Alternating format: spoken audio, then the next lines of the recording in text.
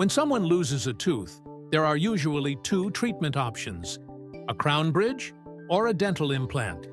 In the crown bridge method, we shave down the teeth on either side of the gap and place a bridge over them.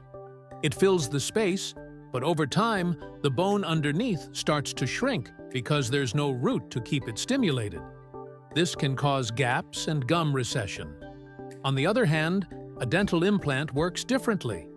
We place a small titanium post directly into the jawbone where the tooth was lost, and then attach a crown to it. This way, the surrounding teeth stay untouched, and the bone remains healthy. That's why implants are often a more reliable and long-lasting solution.